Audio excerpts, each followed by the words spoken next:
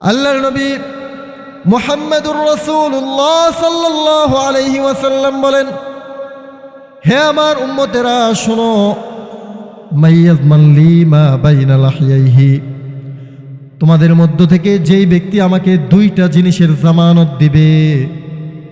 এক নাম্বার হলো যেই ব্যক্তি দুই চোয়ালের মধ্যবর্তী স্থান অর্থাৎ জবানের জামানত যেই ব্যক্তি আমাকে দিবে, ওয়ামা বাইনা লিহিয়াইহি ওয়ামা বাইনা রিজলাইহি, এবং যেই ব্যক্তি তার দুই হাঁটুর মাঝখানে অর্থাৎ লজ্জাস্থানের হেফাজতের দায়িত্ব আমাকে দিবে, আমি মুহাম্মদুর রাসূলুল্লাহ সাল্লাল্লাহু আলাইহি ওয়াসাল্লাম তার জান্নাতে যাওয়ার জামানত হয়ে যাব। কেমন গুরুত্বপূর্ণ! শুধুমাত্র দুইটা জিনিসের জামানত যদি আমরা আল্লাহর রাসূলকে দিতে পারি, একটা হইল জবান, আরেকটা হইল নিজের লজ্জাস্থান। আর বর্তমান সমাজে মানুষ যেই সমস্ত পাপ কাজগুলো করে, এর অধিকাংশ 90% গুনাহ মানুষ হয়তো জবানের কারণে করে, নাইলে নিজের লজ্জাস্থানের তাগিদে করে। কথা বলেন ঠিক না বেটা? মুহতারাম হাজিরিন, এজন্য আল্লাহর হাবিব সাল্লাল্লাহু আলাইহি ওয়াসাল্লাম খুব গুরুত্ব দিয়ে বলতেছেন, হে আমার উম্মতেরা, তোমাদের মধ্যে যদি কোনো ব্যক্তি আমাকে দুইটা জিনিসের জামানত দিতে পারে, আমি আল্লাহর নবী বলতেছি আমি তার জান্নাতে যাওয়ার জামানত হয়ে যাব। আল্লাহর রাসূলের সাহাবী আল্লাহর রাসূলকে জিজ্ঞাসা করতেছেন, ইয়া রাসূলুল্লাহ, নাজাত পাবো কেমনে? নাজাত কোন জিনিসের মধ্যে নাজাত রয়েছে? আল্লাহর নবী মুহাম্মদুর রাসূলুল্লাহ সাল্লাল্লাহু আলাইহি ওয়াসাল্লাম বলতেছেন, আমলিক আলাইকা লিসানাক। উকবা ইবনে আমির রাদিয়াল্লাহু তাআলা আনহু যখন জিজ্ঞাসা করলেন নাজাত কোন জিনিসের মধ্যে, আল্লাহর নবী বলতেছেন, আমলিক আলাইকা লিসানাক, হে উকবা ইবনে আমির, তুমি তোমার জবানকে হেফাজত করো, জবানকে হেফাজত করো। এজন্য খুব ভালো করে মনোযোগ দিয়ে শুনবেন কথাগুলো, কারণ এই দুইটার জিনিসের কারণে আমাদের গুনাহ বেশি হয়। উকবা ইবনে আমির রাদিয়াল্লাহু তাআলা আনহু জিজ্ঞাসা করলেন, ইয়া রাসূলুল্লাহ, নাজাত পাবো কেমনে? আল্লাহর নবী বলেন, হে উকবা, তোমার জবানরে কন্ট্রোল করো, জবানরে কন্ট্রোল করো। মুহতারাম হাজিরিন, এজন্য নাজাত পাইতে হলে জবানের সঠিক ব্যবহার করতে হবে। ব্যাঠিক জায়গায় যদি আপনি জবানকে ব্যবহার করেন, আপনার নাজাতের পরিবর্তে জাহান্নাম আপনার জন্য অবধারিত হয়ে যাবে। এখন দেখেন, সঠিক ব্যবহার যদি আপনি করেন, জবানের সঠিক ব্যবহার, অল্প জবানের সঠিক ব্যবহারের মাধ্যমেই আপনি জান্নাত পাইতে পারেন। কেমনে? একজন কাফের 70-80 বছর বয়স, সেই কাফেরের হয়ে গেছে। বয়স হওয়ার সাথে সাথে তার চুলগুলো পেকে, দাড়িগুলো পেকে, নিজের শরীরের চামড়াগুলো একবারে মলিন হয়ে গেছে। এমন অবস্থায় কাফের ব্যক্তিটা নাফরমানিতে লিপ্ত হয়েছিল, সারাটা জীবন তার নাফরমানিতে ছিল। যে ঈমান আনে নাই 70-80 বছরের জীবনে, যে আল্লাহর একবারও ভুল করেও ডাক দেয় নাই আল্লাহ, এই ব্যক্তিটা যখন মৃত্যুর একবারে সন্নিকটে, তখন সে বুঝতে পারলো আসলে যা করেছি ভুল করেছি। এটা যখন তার ভিতরে দিলে অনুভূতি জাগলো, তখন সেই কাফের পড়তেছে অন্তর থেকে যে লা ইলাহা ইল্লাল্লাহু মুহাম্মাদুর রাসূলুল্লাহ। এই কালিমাটা পড়ার সাথে সাথে আল্লাহ রাব্বুল আলামিন তার জীবনের সমস্ত গুনাহ মাফ করে দেন। বলেন সুবহানাল্লাহ। হাদিসে পাকের মধ্যে এসেছে, কোন বান্দা যদি মন থেকে কালিমা পড়ে জবান দিয়ে যদি বের করে, আল্লাহর ফেরেশতা সেই কালিমার আমলটারে নিয়ে আকাশের দিকে দৌড়ে যাইতে থাকে। আকাশের মধ্যে এখনো উঠে নাই, উপর থেকে আরেকটা ফেরেশতা উপর থেকে নিজের দিকে অবতরণ করতেছে। কালিমা নিয়ে যাওয়ার যেই ফেরেশতা, সেই ফেরেশতাটাকে দেখে উপর থেকে অবতরণকারী ফেরেশতা জিজ্ঞাসা করলো, হে ফেরেশতা, তুমি কোথায় যাচ্ছ? উপর থেকে উঠনেওয়ালা ফেরেশতা জবাব দেয়, আল্লাহর এক বান্দা কালিমা পড়েছে, তার কালিমার আমলটা আমি আল্লাহর কাছে পৌঁছাইতে যাই। তখন সেই উপরে ওয়ালা ফেরেশতাটা বলতেছে, হে তুমি কোথায় যাচ্ছ? তখন উপর থেকে অবতরণকারী ফেরেশতা জবাব দেয়, হে ফেরেশতা শোনো, তুমি যেই বান্দার কালিমার আমলটা তুমি আল্লাহর কাছে নিয়ে যাচ্ছ, আমি সেই বান্দার ক্ষমার ঘোষণা নিয়ে তার কাছে যাচ্ছি। সুবহান। কালিমা পড়তে কয় মিনিট সময় লাগে বলেন? 1 মিনিট সময় লাগে? হাদিসের মধ্যে এসেছে, নবী করিম সাল্লাল্লাহু আলাইহি ওয়াসাল্লাম বলেন, আল ইসলামু ইয়াহদিমু মা কানা ক্বাবলা। বান্দা যখন ইসলামের মধ্যে প্রবেশ করে, বান্দা যখন দিল থেকে কালিমা পাঠ করে, আল্লাহ রাব্বুল আলামিন তার ইসলাম গ্রহণ করার পূর্বের যত গুনাহ আছে আল্লাহ রাব্বুল আলামিন সাথে সাথে মাফ করে দেন। বলেন সুবহানাল্লাহ। শুধু তাই নয়, দুনিয়ার মধ্যে যদি কোনো ব্যক্তির নামে মামলা হয়, মামলা হয়েছে কিন্তু মিথ্যা মামলা, পরবর্তীতে এই মামলা খারিজও হয়ে গেছে, থানার মধ্যে তার নাম থাকবে কি থাকবে না? থাকবে না। কিন্তু কোনো গুনাহগার ব্যক্তি যদি, কোনো বিধর্মী ব্যক্তি যদি, গায়রে মুসলিম কোনো ব্যক্তি যদি ইমানের সাথে একবারে অন্তর থেকে কালিমা পাঠ করে, আল্লাহর হাবিব সাল্লাল্লাহু আলাইহি ওয়াসাল্লাম বলেন যে তার জীবনের গুনাহগুলো এমনভাবে ক্ষমা করে দেওয়া হয় যে কোনো ধরনের অপরাধীর খাতার মধ্যে তার নামটাও আল্লাহ রাব্বুল আলামিন রাখেন না।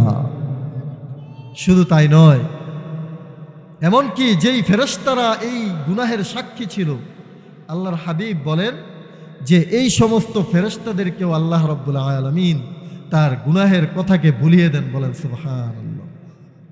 তাহলে কত দামি এই জবান! শুধু পড়ছিল কি পড়ছিল বলেন? শুধু কালিমাটা পড়ছে। কয় মিনিট?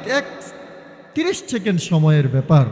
এই 30 সেকেন্ডে তার 60-70 বছরের জীবনে একদিনও আল্লাহর গোলামি করে নাই, একদিনও আল্লাহর ইবাদত করে নাই। এই 70-80 বছরের জিন্দেগির সমস্ত গুনাহ এই জবানের 30 সেকেন্ড সৎ ব্যবহারের কারণে আল্লাহ রাব্বুল আলামিন মোচন করে দিয়েছেন।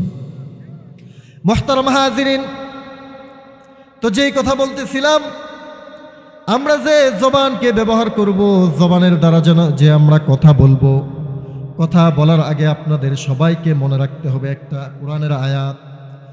কোরআনের আয়াতটা কি? আল্লাহ রাব্বুল আলামিন বলেন, ইয ইয়াতালাক্কাল মুতালাক্কিয়ানি আনিল ইয়ামিনি ওয়া আনিশ শিমালি কাঈদ। আল্লাহ রাব্বুল আলামিন বলতেছেন, বান্দা গুনাহ যে করবা, শোনো, গুনাহ করার আগে তুমি স্মরণ রাখবা তোমার ডান পাশে কিন্তু একজন বৈশা রইছে, বাম পাশে আরেকজন বৈশা রইছে। তুমি যেই কাজটাই করো না কেন, সাথে সাথে কিন্তু তোমার সেই বাম পাশে এবং ডান পাশের ফেরেশতা লিপিবদ্ধ করে ফেলে। শুধু তাই নয় বান্দা, শোনো, তোমার জবান দিয়ে যে তুমি কথা বের করো, তোমার জবান দিয়ে যা বের হয়, ডান পাশে এবং বাম পাশে তো 2 জন ফেরেশতা থাকে লিপিবদ্ধ করার জন্য, কিন্তু তোমার জবান থেকে বের হওয়া শব্দটা লেখার জন্য আল্লাহ রাব্বুল আলামিন বলেন আরেকজন ফেরেশতা নিয়োগ দিয়ে রেখেছেন। আরেকজন ফেরেশতা। তো যেই কথা বলতেছিলাম যে ডান পাশে এবং বাম পাশে আমাদের 2 জন ফেরেশতা আছে। কয়জন ফেরেশতা আছে? 2 জন ফেরেশতা আছে। আবার জবানের কথা লেখার জন্য আল্লাহ বলেন, মা ইয়ালফিজু মিন কওলিন ইল্লা লাদাইহি রাকীবুন আতীদ। বান্দা, তোমার জবান থেকে যা বের হয়, তোমার এই জবান থেকে বের হওয়া বাণীগুলো লেখার জন্য আমি আল্লাহ রাব্বুল আলামিন আরেকজন ফেরেশতা নিয়োগ দিয়ে রেখেছি। এজন্য জবানকে ব্যবহারের ক্ষেত্রে আমরা সবাই সতর্ক থাকবো তো ইনশাআল্লাহ। জবান ব্যবহারের ক্ষেত্রে খুব সতর্ক থাকতে হবে। কারণ আজকে যদি আপনি শুনেন যে, মনে করেন আপনি সরকার আপনার দলের না, বিরোধী দলের, আপনি জানেন আপনি এমন একটা মজলিসের মধ্যে বসে আছেন, যেই মজলিসের মধ্যে বসে আপনি যদি সরকারের বা বিরোধী দলের দুর্নাম করেন, এইখানে লোকগুলো গিয়ে সরকারের কাছে লাগাই দিবে, মামলা করবে থানার মধ্যে গিয়ে। এই রকম যদি আপনাদের মনের ভিতরে ভয় থাকে, আপনাদের সাথে লোকগুলো গিয়ে থানায় গিয়ে আপনার ব্যাপারে বলে দিবে, আপনি কি কোনো ধরনের বিরোধীপূর্ণ কথা বলবেন? বলবেন না। সুফিয়ান সাউরি রহমতুল্লাহি আলাইহি বলেন, ছাত্রদেরকে বলতেছেন, হে আমার ছাত্ররা, তোমরা যদি শোনো তোমাদের সাথে এমন ব্যক্তি বসা যে তোমরা যদি সরকার বিরোধী কথা বলো, সরকারের কাছে গিয়ে লাগাই দিবে। তোমরা কি কেউ সরকারের বিরোধী কথা বলবে? ছাত্ররা জবাব দিল, যেটা আপনারা দিয়েছেন না। এমন মানুষ আমাদের সাথে বসা থাকলে, গুপ্তচর আমাদের সাথে বসা থাকলে, আমরা যদি জানতে পারি আমরা কোনো বিরোধী কথা বলবো না। তখন সুফিয়ান সাউরি রহমতুল্লাহ আলাইহি বলেন, হে আমার ছাত্ররা শোনো, তোমাদের সাথে তো এমন লোক বসা যে তোমার সরকারের কাছে নিয়ে তোমার প্রত্যেকটা কাজের কথা, তোমার প্রত্যেকটা কথা জবান থেকে বের হওয়া লফজ তোমার সেই সরকারের কাছে পৌঁছে দিবে। এই জন্য বাবা, কথা বলার সময় খুব সাবধান। একটা কথাও যেন আল্লাহর বিরোধী না হয়, রাসূলের বিরোধী না হয়, ইসলামের খেলাফ না হয়, গুনাহের কোনো কথা যেন আমাদের জবান দিয়ে বের না। কারণ আমাদের সাথে কিন্তু দুইজন ফেরেশতা আছে। যত গোপনেই আপনি করেন না কেন বৈঠক, যত একাকী আপনি কথা বলেন না কেন, যত একাকী আপনি গুনাহ করেন না কেন, আপনার সমস্ত কিছু লেখার জন্য আপনার সাথে বসে রয়েছে ডান এবং বাম কাঁধের মধ্যে দুইজন ফেরেশতা। এজন্য সাবধান, কথা বলার আগে, কাজ করার আগে একটু ভেবে চিন্তে করতে হবে, না জানি কি উপায় হয়। কারণ দুনিয়ার মধ্যে যদি আমি আপনি গুনাহ করে যাই, দুনিয়ার মধ্যে যদি অপরাধ করে যাই, আমরা কিয়ামতের দিন কি বলবো এটাও কোরআন বলে দিয়েছে। গুনাহগার বান্দাদেরকে যখন আমলনামা দেওয়া হবে, বাম হাতে দিবে না ডান হাতে দিবে? গুনাহগারদের ডান হাতে না বাম হাতে আমলনামা দিবে? বাম হাতে আমলনামা দিবে। দেওয়ার পরে গুনাহগার বান্দারা বলতে থাকবে, ওয়ায়াকুলুনা ইয়া ওয়াইলাতানা মা লিহাদাল কিতাব لا يغادر صغيرة ولا كبيرة إلا أحصاها। গুনাহগার বান্দারা যেদিন বাম হাতে আমলনামা পাবে, সেদিন আফসোস করে বলতে থাকবে, হায় হায় রে, কি আমলনামা রে এইটা, একটা ছোট গুনাহ ছাড়ে নাই, একটা বড় গুনাহ ছাড়ে নাই। ওই যে মায় চলে গেছিল নানির বাড়িতে, বাবাই বাড়িতে ছিল না, এমন অবস্থায় বড় একটা বাড়ি, 7টা 8টা রুম, একবারে ভিতরের রুমটাতে গিয়া শীতের দিনে লেপের নিচে শুয়া শুয়া যে গুনাহ করছিলাম, এই গুনাহটা ওদের ছাড়ে নাই। বাবা, এই জন্য যত ছোট গুনাহই হোক আপনি কিন্তু ছোট মনে করতে পারবেন না। যত ছোট গুনাহ হোক, আর আপনি যত গোপনেই গুনাহ করেন না কেন, আপনি মনে রাখেন আল্লাহ কিন্তু আপনারা সাবধান করে দিছে, বান্দা কিয়ামতের দিন কিন্তু তুমি গিয়া দেখবা যা করছিলা দুনিয়ার মধ্যে, ছোট কিংবা বড়, সব কিন্তু তোমার সামনে উপস্থাপন করা হবে। ছোট গুনাহ হোক বা বড় গুনাহ হোক, কত গোপনে গুনাহ করবেন আপনি, সেই দিন কিয়ামতের দিন আমল নামাটা সামনে দেখা আফসোস করবেন, কানবেন আর কইবেন, হায় হায় রে, কি একটা আমল নামা, আজীব আমল নামা। দুনিয়ার মধ্যে সিসি ক্যামেরায় ধরতে পারে নাই, দুনিয়ার মধ্যে এত মানুষে ধোকা দিয়া কাজটা করলাম, একজন মানুষ ছিল না, ঘরের মধ্যে একটা পোকা মাকড়ও ছিল না। হায় হায় রে, আজকে এটা কেমন আমল নামা দিল, লা ইউগাদিরু সগীরা, এটা ছোটটারও ছাড়ে নাই, ওয়ালা কাবীরা, বড়টারও ছাড়ে নাই, ইল্লা আহসাহা, সব কিছু গ্রহণ করেছে। আজকে আমার কি হবে? সেদিন আফসোস করে কোনো লাভ আছে? বলেন, লাভ আছে? কোনো লাভ নাই।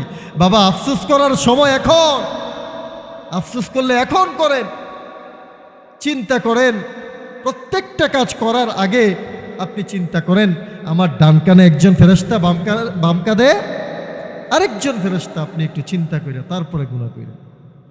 ছাড় পাওয়ার কোনো সুযোগ আছে? বলেন, সুযোগ আছে? পিছন দিয়ে কথা বলে না। ছাড় পাওয়ার কোনো সুযোগ আছে? কোনো সুযোগ নাই। এজন্য সাবধান, গুনাহ করেন বাবা, গুনাহ করেন। যদি আপনি আল্লাহর ফেরেশতারে লুকায়া গুনাহ করতে পারেন, আপনি যত ইচ্ছে গুনাহ করেন। আপনি যদি এই বিশ্বাস আপনার অন্তরে থাকে, এমনভাবে গুনাহ করব আল্লাহ দেখবে না, আল্লাহর ফেরেশতারা দেখবে না, তাহলে আপনি গুনাহ করেন, কোনো সমস্যা নেই। এজন্য গুনাহ করার আগে খুবই সাবধান থাকবেন, গুনাহ করার আগে খুবই সাবধান থাকবেন। জেহেনে রাখবেন, কেমনে গুনাহ করবো আমি, আমার আল্লাহ তো আমারে দেখতেছে, আর কেউ না দেখুক। মুহতারাম হাজিরিন, তো যেই কথা বলতেছিলাম, এই জবানের সঠিক ব্যবহার যদি আমরা করি, অল্প আমল আমাদের জান্নাতে যাওয়ার কারণ হবে। কিন্তু আমরা এই জবানের সঠিকের চাইতে ব্যাঠিক ব্যবহার বেশি করি। কথা বলেন ঠিক না ব্যাঠিক? কেমনে? আমি কয়েকটা গুনাহের কথা বলবো। এক নাম্বার হলো আমাদের জবান দিয়ে কুফুরি কথা বের হয়ে যায় আমাদের মনের অজান্তে। বের হয় কি হয় না? সবাই কথা বলবেন। যেমন ধরেন, একটা এক্সাম্পল দিলে ভালো করে বুঝবেন। এক লোক বিয়ে করছে, মাদ্রাসায় পড়ছে তো আলেম। বিয়ে করার সময় তার যে সামর্থ্য ছিল, সামর্থ্য অনুযায়ী খুব ছোট করে অনুষ্ঠান করে বিয়ে করছে। এলাকার চাচাতো ভাই, খালাতো ভাই, মামাতো ভাই কাউরে দাওয়াত দিতে পারে নাই, তার বউটাও কাউরে দেখাইতে পারে নাই। এখন মামাতো ভাইয়েরা চাচাতো ভাইয়েরা গিয়ে বলতেছে, দূর কি বিয়ে করলো, আমরা বউ দেখলাম না, খাইলাম না, এটা কোনো বিয়ে হইল? আরেকজন মানুষ গিয়ে বলতেছে, কেন, বিয়ে তো শরীয়ত সম্মত হয়েছে। এখন সেই লোক বলে, দূর মিয়া, বাদ দেন আপনার শরীয়ত। এই ধরনের কথা বলে কি বলে না? কথা বলেন, এই ধরনের কথা বলে কি বলে না?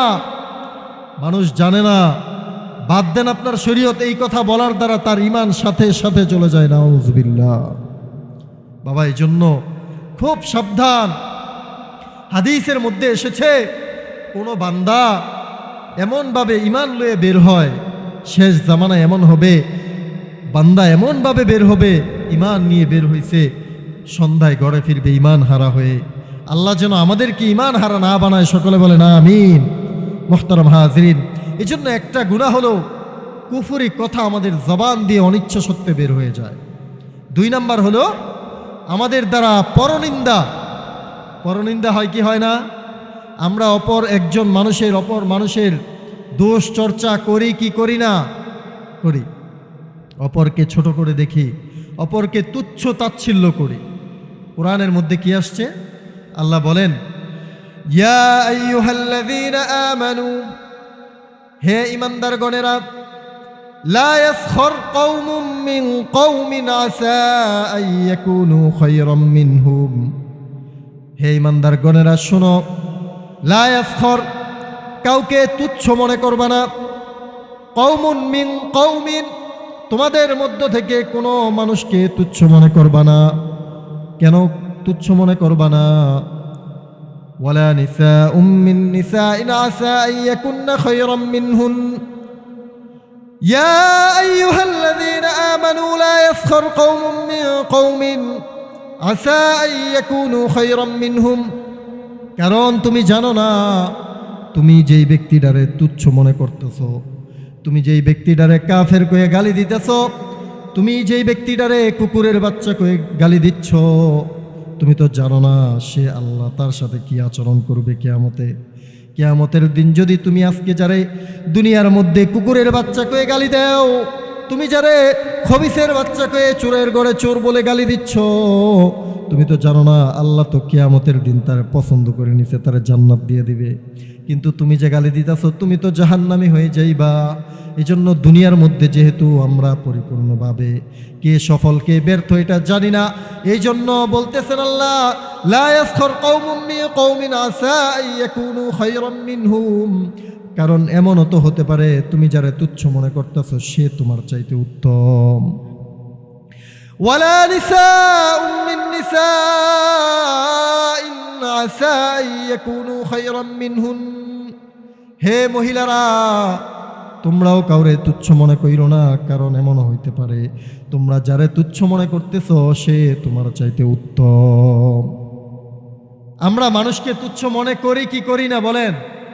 করি। একজন মানুষ কৃষি কাজ করে, মানুষের খেতে খামারে কাজ করে করে সন্তানটারে ভালো আলেম বানাইছে, এমন আমাদের সমাজে আছে না নাই? এখন সেই ব্যক্তি তো আলেম হয়ে গেছে, আলেম হওয়ার পরে এলাকার মানুষ বলে, আরে ওর বাপে আমার বাড়িতে খাইয়া কাজ কইরা তারে আলেম বানাইছে, কি আলেম হয়েছে এগুলো আমরা জানি। এই ধরনের কথা বলে কি বলে না? একজন মানুষ ভালো শিক্ষিত হয়ে গেছে, খুব ভালো একজন মানুষ হয়ে গেছে, তার বাবা একটু অসহায় ছিল, দরিদ্র ছিল, বা ধরেন চোর ছিল, চোরের ঘর থেকে কি চোর হবে এটা কথা? হ্যাঁ, এই যে এই ধরনের তুচ্ছতাচ্ছিল্যতা করে কি করেন আপনারা বলেন? করে। তাইলে এই যে কোরআন কি বলছে, হে আমার উম্মতেরা, হে আমার বান্দা শোনো, তুমি যে তারে তুচ্ছ বলতেছো, তুমি কি জানো আখেরাতে তার সাথে কি আচরণ করা হবে? সে জান্নাতে যাবে না জাহান্নামে যাবে তুমি কি জানো? এমনও হতে পারে সে জান্নাতি হয়ে যাবে, তুমি হয়ে যাবে জাহান্নামী। এই জন্য দুনিয়ার মধ্যে কাউরে তুচ্ছ তাচ্ছিল্য করা যাবে, কাউকে তুচ্ছ তাচ্ছিল্য করা যাবে না। এবং কোরআনের পরবর্তী অংশে কি বলেন আল্লাহ? ওয়ালা তালমিজু আনফুসাকুম, তোমরা কিন্তু অপর মানুষের দোষ তালাশ করবা না, দোষ তালাশ করবা না, দোষারোপ অপর মানুষকে করবা না। ওয়ালা তালমিজু বিল আলকাব, অপরকে নাম ভেঙ্গায় কিন্তু ডাকবা না। নাম ভেঙ্গায় ডাকা যাবে? সবাই কথা বলেন, নাম আমরা একজন মানুষকে নাম ভেঙ্গায় ডাকি কি ডাকি না বলেন? নাম ভেঙ্গায় আমরা ডাকি। একজনের নাম হইছে আব্দুল করিম, তারা ডায় কিরে করিম মা কো এদিকে আয়, বলে কি বলে না? বলে। আল্লাহ বলেন ওয়ালা তালমিজু বিল আলকাব, হে আমার বান্দারা তোমরা কাউরে নাম ভেঙ্গায় ডাকবা না। কেন ডাকবা না? ওয়ালা তালমিজু বিল আলকাব বিসাল ইসমুল ফুসুক বাদাল ঈমান, কারণ ঈমান আনার পরে নামের পরিবর্তন হওয়াটা খুব বেশি ভালো নয়, এটা খারাপ। একজন মানুষ যখন ঈমান আনে, ঈমান আনার পরে সে যখন গুনাহ করে তখন কি সে ফাসেক হয়ে যায় না? ফাসেক হয়ে যায় না? ফাসেক হয়ে যায়। তো ঈমানদার ব্যক্তির নাম পরিবর্তন হয়ে তখন ফাসেক হয়ে যায়। এজন্য আল্লাহ রাব্বুল আলামিন বলেন, বান্দা তুমি যে আরেক ব্যক্তির নাম ভেঙ্গায় ডাকতেছো, শুনো তোমার নামও তো ঈমানদার থেকে ফাসেক হয়ে গেল। এজন্য আল্লাহ বলেন ওয়ালা তালমিজু বিল আলকাব, হে আমার বান্দা মানুষের লকব ভেঙ্গায় পরিবর্তন করে ডাকবা না। বিসাল ইসমুল ফুসুক বাদাল ঈমান, ঈমান আনার পরে কোনো ধরনের মন্দ নাম, এটা আসলেই মন্দ। তাকে উসমানী দামাত বারাকাতুহুম বলেন, এই আয়াতের ব্যাখ্যা কি? এই আয়াতের ব্যাখ্যা হলো যে বিসাল ইসমুল ফুসুক বাদাল ঈমান, ঈমান আনার পরে মন্দ নাম মানে কি? মানে হলো ঈমানদার ব্যক্তি যখন আরেকজন মানুষকে নাম পরিবর্তন করে ডাকে, এর দ্বারা তার গুনাহ হয় কি হয় না বলেন? গুনাহ হয়, আল্লাহর খাতার মধ্যে ফাসেক হয়ে যায়। কি হয়ে যায়? তাই ঈমানদার থেকে পরিবর্তন হয়ে কি হইল? ফাসেক হইল। আল্লাহ বলেন এই ঈমানদারের পরে, ঈমান আনার পরে এই নামটা তার জন্য মন্দ, এবং এটা যদি সে পরিবর্তন না করে তাহলে সে জালেম হিসেবে গণ্য হবে কোরআনের ভাষায়।